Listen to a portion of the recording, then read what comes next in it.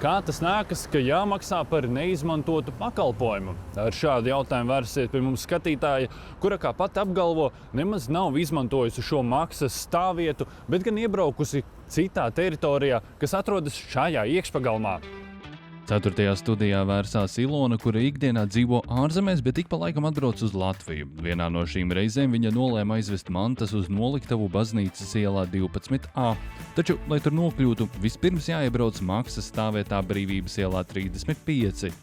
Es braucu uz to adresi 12A, pagalms, iekšpagalms, jāizbrauc cauri parkingam un iebraucam privātā teritorijā. Tātad viņi iebrauca pa šo ceļu, tur viņai tika fiksēts numurs automašīnai.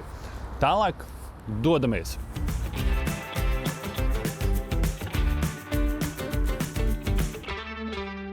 Tālāk viņa devās pa šiem vārtiem iekšā.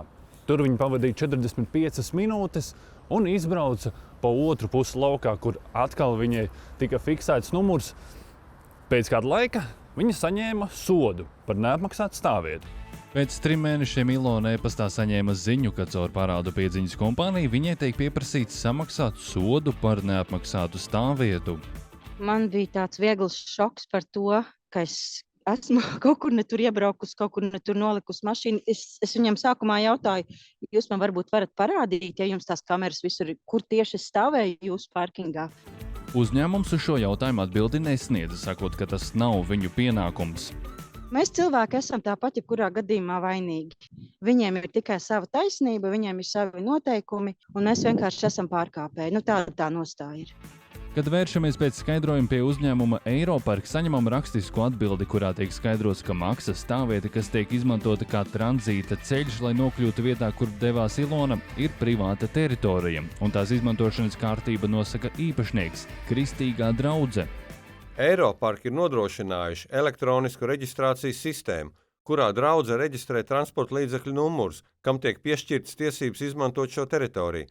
Attiecīgi, ja no draudzes puses tiek veikta numura reģistrācija, konkrētajam transporta līdzeklim tiek piešķirta atļauja, un tādējādi draudze apliecina, ka tā ir piešķīrusi atļauju izmantot šo teritoriju, un šādā gadījumā Eiropark nav pamatojuma uzskatīt, ka transporta līdzeklis izmanto autostāvvietu, par kuras izmantošanu veicama samaksa.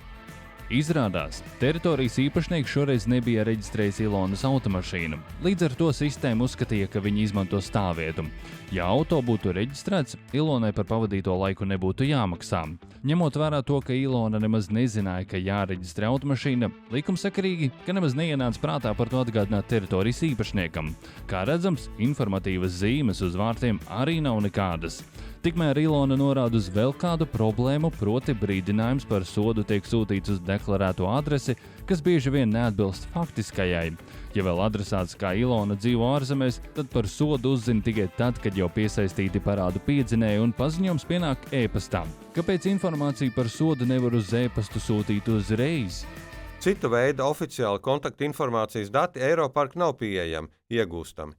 Šobrīd notiek aktīvi tehniskie un testēšanas darbi ar CSDD, lai turpmāk personām, kas snieguši savu piekrišanu e-CSDD, Eiropark paziņojums par piemēroto līgumsodu tiktu nosūtīts uz personas apstiprināto e-pasta adresi ar CSDD starpniecību. Tātad esam noskaidrojuši, ka autovadītājiem, kuri dodas uz noliktavu Baznīcas ielā 12. jāceras informēt draudzi par automašīnas reģistrēšanu. Citādi nāksies maksāt 35 eiro sodu. Eiropark arī atgādina, ka pirms stāvvietu izmantošanas jāpievērš uzmanība plāksnēm ar noteikumiem. Jāpiebilst, ka 4. studija bieži saņem informāciju par autostāvvietu problēmām un dīvainībām. Par vienu no tām, kad vienā teritorijā tiek piemēroti atšķirīgi maksas tarifi, pastāstīsim nākamreiz. Emīls Višķers, Valdis Lācis, 4. studija.